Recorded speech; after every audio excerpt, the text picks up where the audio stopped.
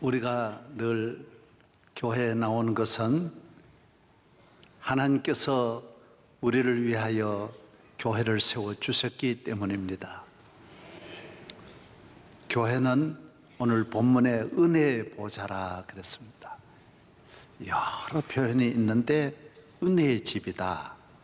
하나님께서 우리를 만 가지 은혜를 주시려고 우리에게 주신 것이 교회다. 은혜란 말은 그래서 수평적으로 사용하지 않습니다. 부모님의 은혜 그저 유일하게 쓰고 그 외에는 친구의 은혜 그런 말은 별로 안 합니다.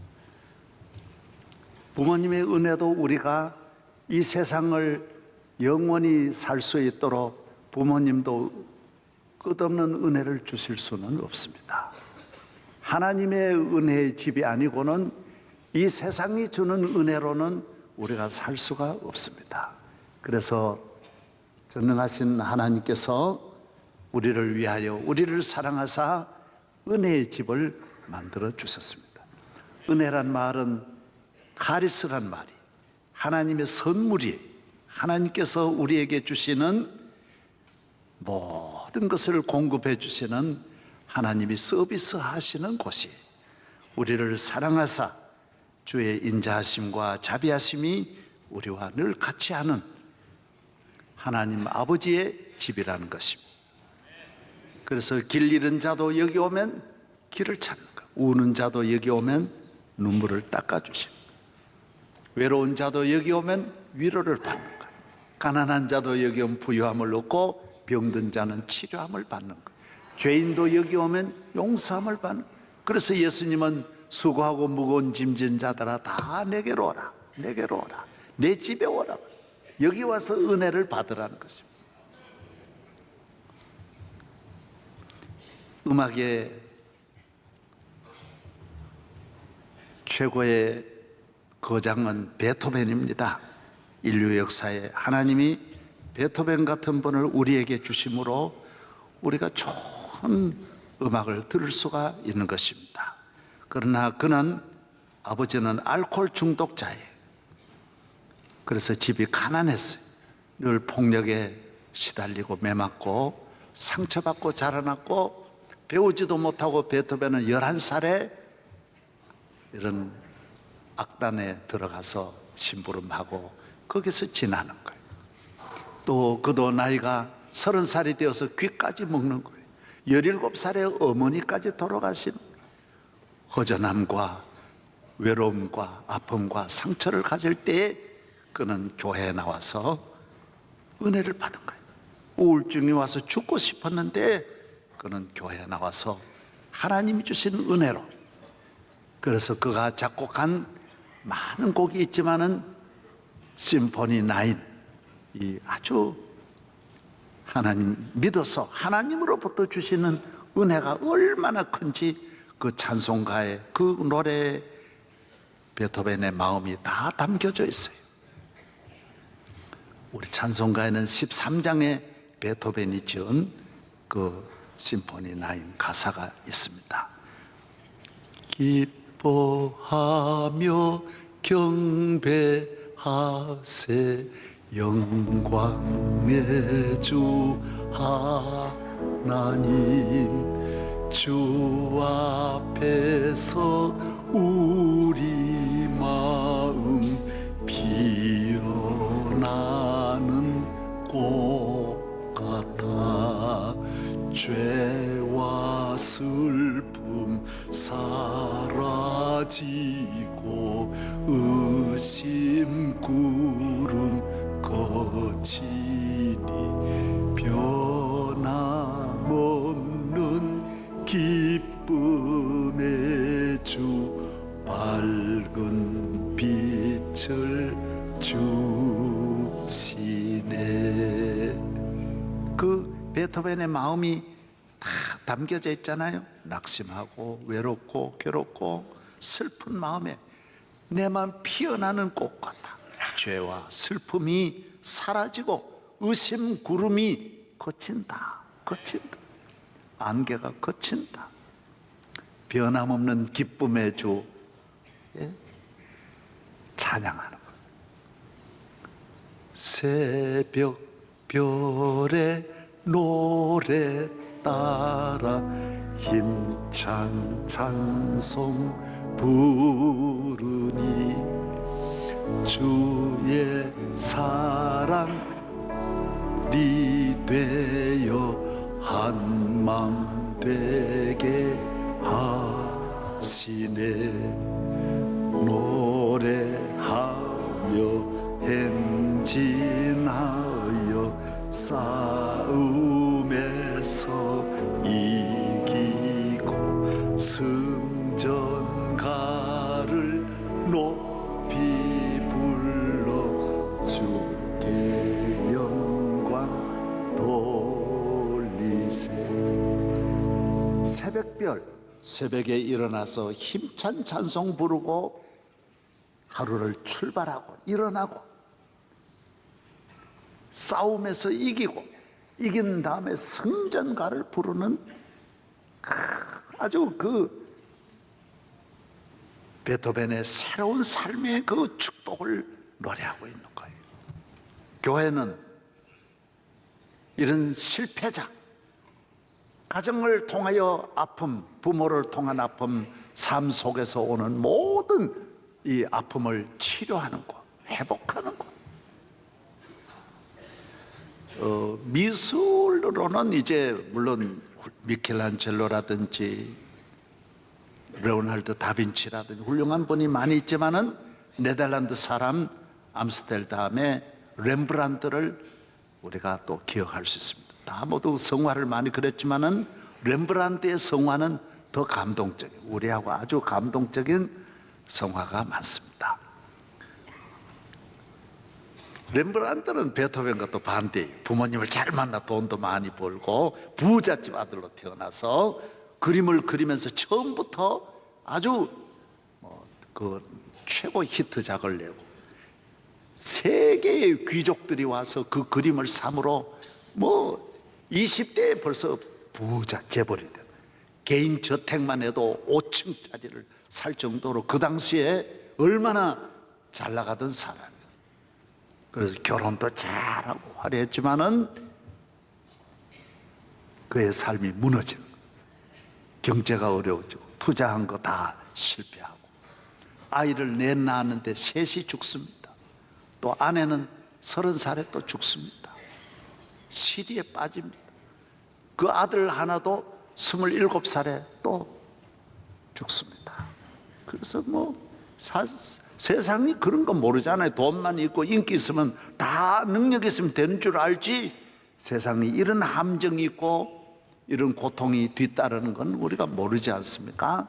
항상 잘 나가는 분은 항상 잘 나가는 줄 아는데 세상은 전혀 그렇지 않습니다. 그런 곳에 실망합니다. 우울증에 걸리고 죽으려고 합니다. 그때 친구가 교회로 인도합니다. 너 교회 가자. 사람이 잘 될 때 나오면 참 좋지요. 그러나 내 힘이 있을 때 누가 나옵니까? 내 잘 될 때 누가, 잘 나갈 때 누가 나옵니까? 일찍이 깨달으면 얼마나 좋은데 다 모두 이른 다음에 깨닫고, 좋은 것은 다 늦게야 깨닫잖아요. 소중한 것은 다 오랜 세월이 지나서 깨닫잖아요. 가족의 귀중함 언제 일찍이 아는 겁니까? 모르죠. 부모의 소중함 일찍이 압니까? 모르잖아요. 교회가 귀한 거 잘 나갈 때 아는 사람이 몇 명 있습니까? 여기에서 교회에 나갑니다. 교회 아무것도 아닌 줄 알았는데 내 마음을 채워주고 위로해주고 살려주고, 이 큰 상처는 세상에서 덮어주거나 싸매어주지 못합니다. 사람 만나고 세상으로 가면 더 외로워집니다. 술집에 가십니까? 더 버려집니다. 더 큰 위기가 옵니다. 사람을 찾아갑니까? 더 상처만 깊어질 뿐입니다. 아버지께 나와야 됩니다. 교회에 나와 은혜의 집에 나와야 회복이 되고 치료가 되는 것입니다. 렘브란트의 그림은 바뀌어집니다. 전반전과 후반전은 그림이 새로워집니다. 몇 개 그림만 여러분 아시겠지만은 제가 소개해 드리겠습니다. 당자의 귀향, 이 렘브란트 작품이에요. 회개하고 예수 믿고 자기가 아버지께로 돌아온 자신을 그리는 것입니다. 여러분, 저기 있는 아버지 보십시오. 바짝 말랐습니다. 아들 기다리느라고 그 아버지의 마음을 표현하고 있습니다. 돌아오지 않은 사람은 아버지의 마음을 모릅니다. 아버지의 눈이 어두워져 눈이 멀어버렸습니다. 아들 기다리느라고. 돌아온 다음 교회에 와서 하나님 앞에 탕자로 아버지 앞에 돌아선 자기 모습을 그린 것입니다. 그 다음 십자가에 내려지는 그리스도. 예수님 그 전에 무슨 십자가 아무것도 아닌 줄 알았는데 나 위하여 십자가 지시고, 이 렘브란트가 십자가 지신 거는 많이 그랬지만은 내려오는 저 처참한 모습의 그림은 렘브란트가 유일합니다. 저 작품이 주는 감동이 어마어마합니다. 그 다음 엠마오의 만찬입니다. 나 같은 주님을 멀리했던 나를 주님이 엠마오 도상에 주님을 떠나간 나를 불러서 같이 음식을 나누어 주시는 주님을 말씀하고 있습니다. 그 다음 선한 사마리아인, 강도만 나가지고 다 죽게 된 만신창이가 된 자기를 사마리아인이 자기를 주막으로 데려다가 치료해 주는 예수님을 그리고 있는 거예요. 전부 자기 모습을 그리는 것입니다. 그래서 렘브란트의 후반부는 살아나는 것입니다. 그리스도로 말면, 교회로 말면 은혜의 집에서 작품이 달라지는 것, 삶이 달라지는 것입니다. 무너지는 삶이 아니라 일으키는, 이 세상의 모든 영광이 떠난 다음에 모든 하나님의 축복이 다시 찾아오는 삶을 탕자와 같이 회복하고, 사마리아의 집에서 회복하는, 만찬석에서 회복하는, 그리고 여기에 가장 중요한 또 그림 하나 나옵니다.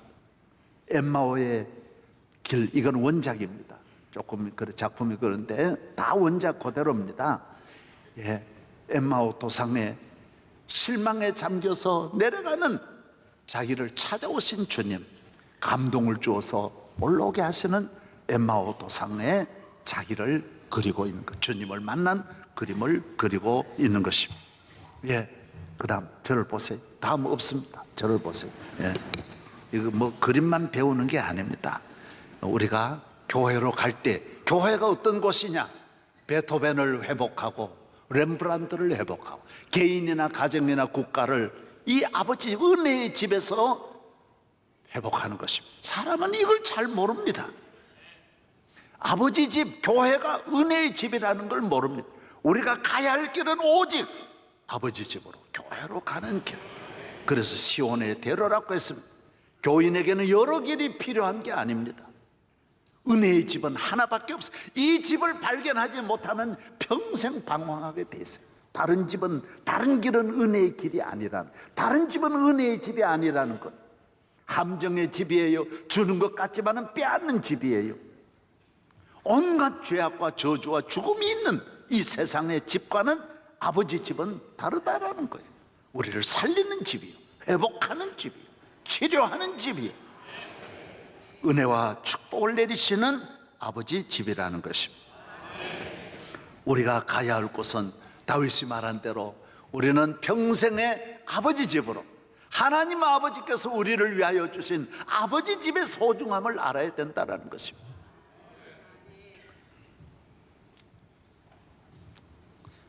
교회는 예수 그리스도께서 세워주신 도피성이며 방주며 그리고 지성소가 되는 것입니다. 그래서 교회를 지을 때 늘 말씀드린 대로 이 방주같이 짓는 거예요. 우리 교회도 마찬가지. 문을 일단 없게 하는 거예요. 방주는 문이요, 밖을 못 보게 하잖아요. 위를 바라보게 하잖아요. 교회는, 구원은 하나님께로부터 오는데 왜 자꾸 옆을 봐? 이 세상 어디를 봐도 여러분이 그 구원이 있습니까? 이 세상 어디에 가서 여러분 문제가 해결될 수 있습니까? 가정의 문제가 해결될까요? 아버지 집에 나와야, 여기 와야, 방주에 와야 구원을 얻고 도피성에 와야 살아나고 하나님의 지성소에 와서 하나님이 주시는 만 가지 은혜를 받을 줄로 믿습니다. 히브리 10장 20절 그 길은 우리를 위해 휘장 가운데로 열어놓으신 새로운 살 길이요 휘장은 곧 그의 육체니라. 그전에는 들어가면 죽는데 이제는 들어오면 사는, 죄인이 들어와 죽는 것이지 이제는 예수의 피로 용서함을 받은 우리가 이제는 다 복받는 길이 열렸다. 하나님 아버지로부터 한없는 은혜를 받게 되는 줄로 믿습니다. 교회입니다. 우리가 가진 조그만 힘으로, 지식으로, 능력으로 사는 것이 아닙니다. 인간이 가진 능력으로 바벨탑을 쌓아봐야 바벨탑은 인간의 힘으로 쌓았던 오늘의 인류의 모든 탑은 다 무너졌습니다. 온 인류가 오늘날까지 쌓았던 모든 것은 다 헛됩니다. 여러분, 인공위성의 탑, 오늘 21세기 최고의 정보화 시대에 우리가 쌓았던 모든 탑들은 내 문제를 해결하지 못합니다. 은혜가 되지 못하는 것입니다.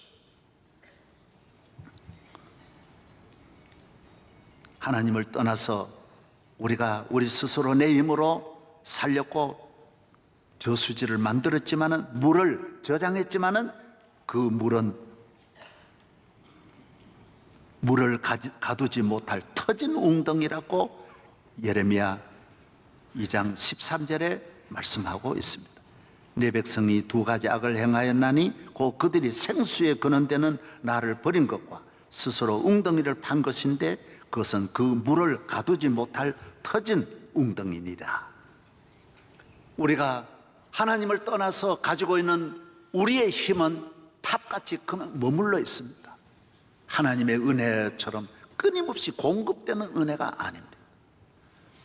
우리가 저장한 물들은 대단한 힘이 있는 것 같지만은 점점 물은 줄어들기 마련입니다. 하나님의 은혜는 샘솟듯이 끊임없이 교회를 통하여 주시는 은혜는 영원한 것입니다. 그래서 우리는 내가 가지고 있는 내 힘으로 사는 것이 아니라 교회를 통하여 끊임없이 공급되는 하나님의 서비스, 아프터 서비스를 받는 것입니다. 많은 사람은 조금만 성공하고 잘 되면 교회를 떠나는 분이 많습니다. 이제 이 건강, 이 출세, 이 돈 가지고 잘 살겠다. 아닙니다. 그 돈 가지고는 멀리 못 갑니다. 비행기 하나를 가지고 탈출해서 나 이 비행기 가지고 멀리 가서 잘 살아야 되겠다. 아닙니다. 비행기 아프터 서비스를 계속 받아야 됩니다. 기름도 공급받아야 되고 엔진 고장도 점검해야 되고, 교회는 여러분의 모든 삶을 점검하고 채워주고 공급해주고 수리해주고. 주일날은 무슨 날이에요? 서비스 받는 날이에요. 무거운 짐은 내려놓고 마음은 위로를 받고 은혜와 복을 받고 우리 마음이 깨끗해지고 성령으로 충만해지고 우리가 앞으로 나아갈 수 있는, 사람이 모두 마음의 문제지 않습니까? 마음이 답답하고 우울하고 걱정하고 근심하는데 어찌 우리가 큰일을 할 수 있습니까? 우리 아버지 집에 나와서 내 마음의 약한 분야를 전부 수리하고 공급받는 것입니다. 사람을 창조하신 우리 아버지만이 우리를 잘 보시고 회복하실 수 있는 것입니다. 그래서 조금 이거는 다 거의 그런 유혹을 받습니다. 우리 교회도 조금만 잘 되면 내가 아무리 잡아봐야 소용없습니다. 가진 것 가지고 나 이만하면 됐다고 생각하는데 멀리 못 갑니다. 심리도 못 가 발병 나는 거예요. 당자가 되는 거예요. 교회는 끊임없이 솟아나는 은혜. 찬송가 우리 한번 일어나서 시온성과 같은 교회, 이 졸릴 때가 됐습니다. 우리 한번 부르고 말씀을 이어나가겠습니다.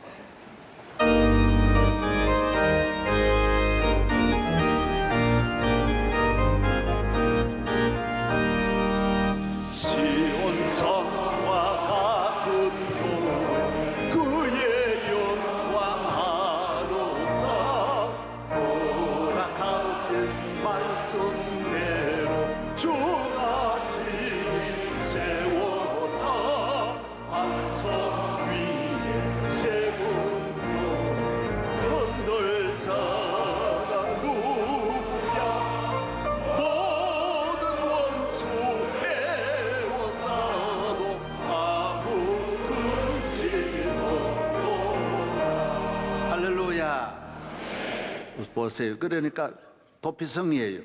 교회 오면 밖에서는 뭐 모든 원수가 에워싸봐야 이 안에는 절대로 들어올 수 없어요. 하나님의 자녀를 절대로 해칠 수 없어요. 그리고 교인은 밖에서 들어보면 이제 끝난 것 같고 죽는 것 같지. 그러나 안에 들어와 보면 안전해요. 편안하고. 그건 밖의 생각이에요. 그리고 교회를 떠난 사람은 밖에서 들어보면 천하가 다 잘 되는 것 같지요? 아니에요. 알고 보면 다 마귀에게 다 끌려가게 돼 있어요. 100%다 끌려가게 돼 있어요. 저 큰 집으로 가든지 어디 가든지 다 안 되게 돼 있어요. 우리는 주님이 반석 위에 세운 교회 흔들 자가 누구? 도피성 피난처인 줄로 믿습니다. 그래서 교회는 이 안에서 주님이 주시는 참 평안과 자유가 있기를 바랍니다. 교회는 우리에게 끊임없는 은혜를 주세요. 2절 한번 불러봐요. 2절.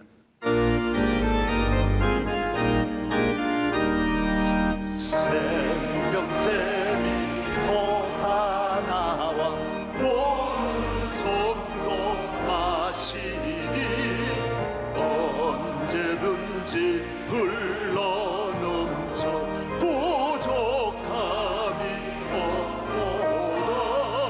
이런 우리 흘러간 목마를 자 누구냐.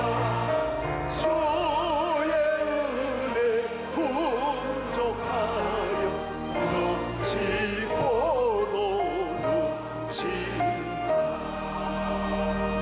할렐루야. 여러분 교회 잘 다니세요. 놀라운 일이 일어납니다.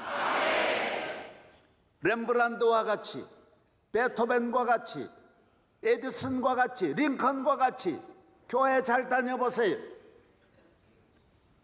저희들이 어렸을 때는 돈 벌고 뭐 잘 살아야 공부해야 되겠다 이런 것보다는 교인들은 100%가 은혜 받아야 되겠다 막 야단이에요. 야단이에요. 그저 겨울 내내 집회 다니고 뭐 완전히 교회 일에 요사이는 열심히 식어졌어요. 너무 오늘 교회 밖에 기쁨을 찾고 교회 안에서 성공을 찾고 온 나라가 교육 열풍이 불어 다 집집마다 자녀들 공부시키는데 올인하는데 다 별로예요. 별로야.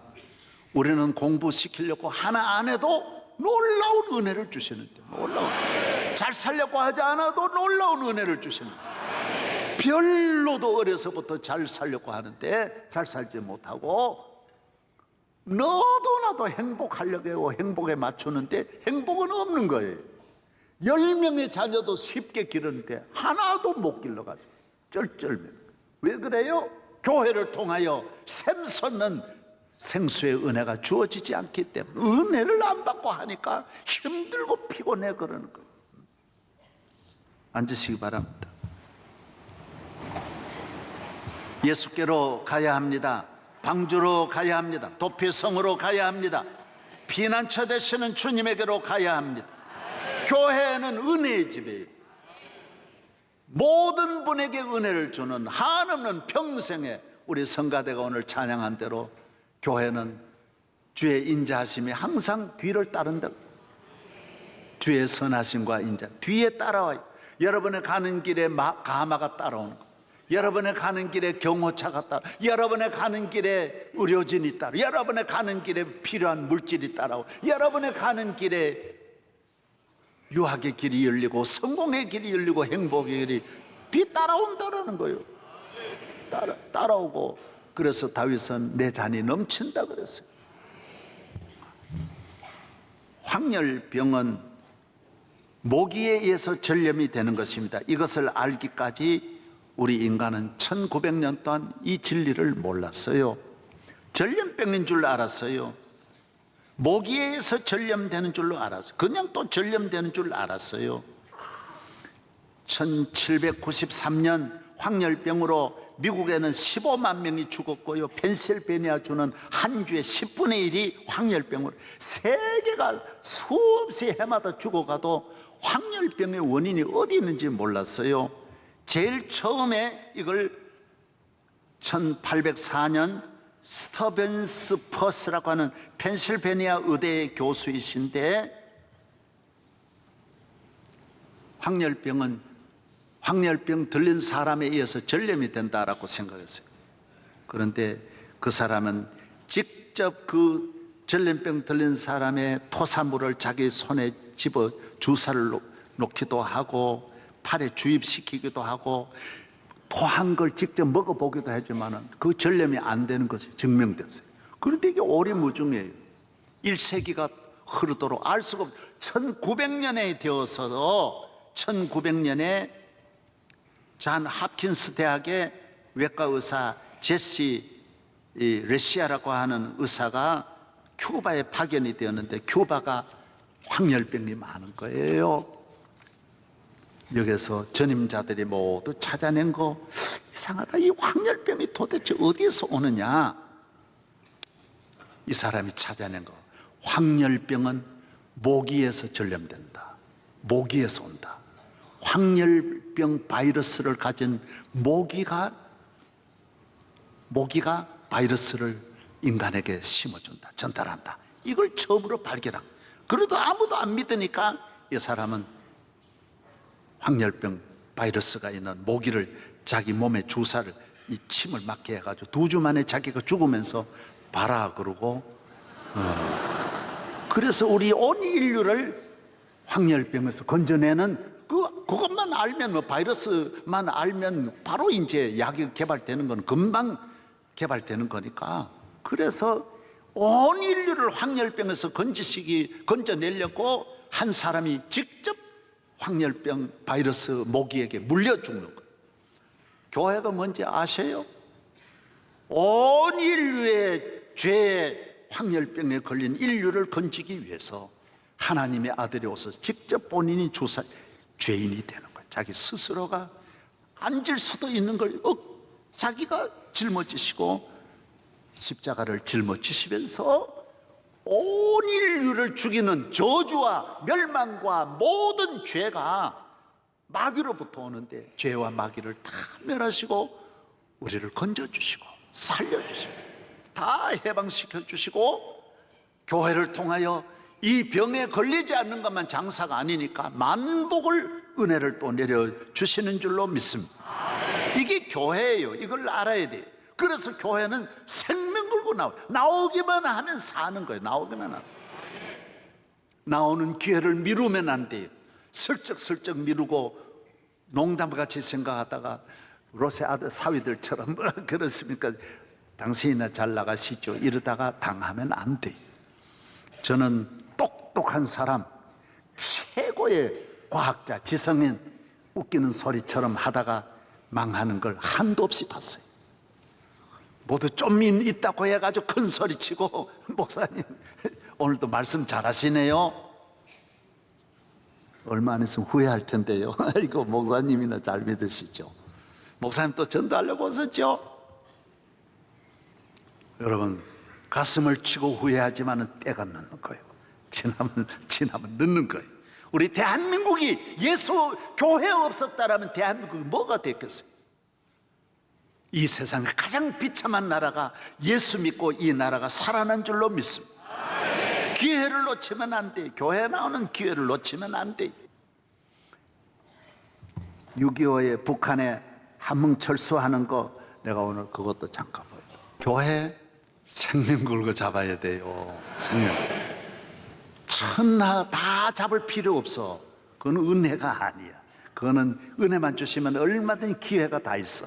그거 다 100가지 놓쳐도 괜찮아. 그러나 이건 놓치면 꽉 잡아야 돼. 그리고 아버지가 아들 보고 하는 말이야. 너는 우리 집 가장이다. 어린 아들 보고 너 힘을 가지고 내려가서 너 가족을, 이 가정 너 가장이 되라. 그럼 내려와서 장사하면서 살려내는. 여러분, 교회에 나오면 여러분은 가장같이, 여러분은 가장이에요. 하나님의 자유의 성전에서 은혜 받으면 다 살려낼 수 있는 거예요. 다 놀라운 일이 일어나는 거예요. 은혜를 경홀히 여기지 마라 그랬어요.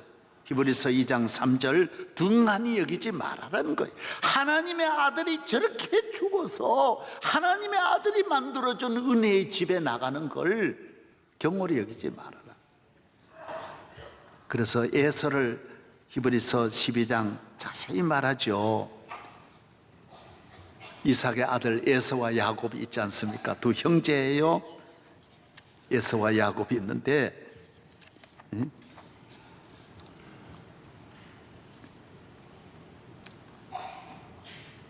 에서가 사냥을 하고 배가 고파 집에 오니까 동생이 팥죽을 쓰는 거예요. 그래서 팥죽 먹고 싶다, 팥죽 좀 하고 그러니까 동생이 그렇게 배가 고파? 배가 고파 미치겠나? 팥죽 좀 줘. 안 돼. 팥죽 좀 줘. 그 장자권 내한테 팔아. 형 내게 넘겨주면 내가 팥죽 줄게. 야곱이 나쁜 놈이죠, 사실. 야곱이 나쁘죠. 그러나 하나님이 이걸 보고 계시는 거예요. 하나님이 야곱의 손을 잡아주는 거예요. 그리고 에서를 영원히 버리는 거예요. 왜 문제가 있을까요? 어떻게 보면 야곱이 더 나쁘고 얕고 그 형한테 저렇게 빼앗는 저 장자권 저렇게 빼앗는 팥죽 가지고 빼앗는 저런 인간이 어디 있냐? 하나님은 어떻게 보는지 알아요? 은혜는 생명 걸고 받아야 되는 거고, 저렇게 배가 고프다고 장자권을 팔아먹는 사람은 동생이 아니라도 앞으로 얼마든지 팔아먹는다는 거예요. 집사 얼마든지 교회 다니는 거 얼마든지 어려우면 팔아먹을 사람이라는 은혜 안 주는 거예요. 그래서 에서는 은혜 받지 못할 사람으로 찍어버리는 거예요. 동생이 장자권을 사갔다 그렇게 생각하면 안 되는 거예요. 이런 사람은 하나님 앞에 나와도 안 된다라는 거예요. 어려움이 있으면 힘들면 다 늘 팔아먹고 치우치는데 어떻게 은혜 받을 수 있냐? 안 된다. 하나님 은혜를 안 주신다라는 거예요. 오늘 나온 사랑하는 성도 여러분, 은혜의 집에서 떨어지는 일이 없기를 바랍니다. 이건 생명 걸고 잡아야 되는 거예요. 북한에서 내려오는 것도 생명 걸고 내려와야 되지만은 은혜를 받는 것도 야곱처럼 생명 걸고 받아야 된다. 하나님은 야곱은 사랑하고 에서는 버리세요. 아웃시키는 거예요. 은혜의 집에 안 맞는 것은 하나님이 버리세요. 사람이 버리는 게 아니에요. 본인이 버려 나가는 게 아니에요. 은혜의 집은 은혜 받을 사람을 남기시는 거예요. 할렐루야. 오늘 이 어려운 때에 하나님의 은혜의 집에 살아가는 사람이라고 어려움이 없는 건 아니에요. 그러나 하나님은 하나님의 성전에 있는 사람은 평생 동안 어떤 시편에 있는 대로 흑암이 있을지라도 하나님은 빛을 비추어 주십니다. 그래서 이 은혜의 집에 있는 분은 동서남북이 다 막혀도 나가는 출구는 반드시 하나님 열어주십니다. 그래서 성도 여러분은 가정의 시험이 있거나 사업의 시험이 있거나 앞길이 캄캄해도 하나님은 길이 있다는 걸 믿으시기 바랍니다. 그리고 교회는 그렇게 절대로 낙심하지 않아요. 세상 사람은 길이 다 열려 있는 것 같지만은 문제가 오면 길이 딱 막힌. 가보면 문이 없어요. 문이 없어요. 게이트가 없는 거예요. 성도는 요셉과 같이 애굽에 갇혀 있지만은 아무도 돌볼이 없는 그곳에 바로의 꿈을 통해서 나가는 탈출구가 열리는 거예요. 그래서 거기서 총리도 만들어주고 꿈 하나 꾸는 것 가지고 성경은 전부 그렇게 말해요. 별것 아닌 그 하나의 통로를 통하여 모세를 건져내시고 야곱을 건져내시고 아브라함을 축복하시고 다윗을 살려주는 줄로 믿습니다. 그래서 성도들은 교회 안에 은혜 아래에 있는 성도들은 어떤 경우에도 어떤 질병이 오고 어떤 시험이 올지라도 절대로 낙심하지 않아. 하나님은 내게 길을 열어주신다. 준비하고 계신다. 그래서 은혜의 집에는 영원히 주님과 함께 거하는 성도 되기를 바랍니다. 하나님 아버지 감사합니다. 은혜의 집에 나와 오늘 또 은혜 받게 하시고 무거운 짐은 내려놓게 하시고 우리의 모든 앞날을 주님에게 맡기고 기도하게 하심을 감사하옵나이다. 할렐루야. 오늘 또 우리 가정의 은혜를 노아 8 식구와 같이 우리 한 사람 한 사람의 은혜를, 도피성의 은혜를 주시고 이 대한민국, 정말 위기에 처한 이 대한민국을 주여 대속죄일에 전 나라를 살려주시듯이 대한민국을 구원하여 주시옵소서. 믿습니다. 예수 그리스도의 이름으로 감사하며 기도하옵나이다.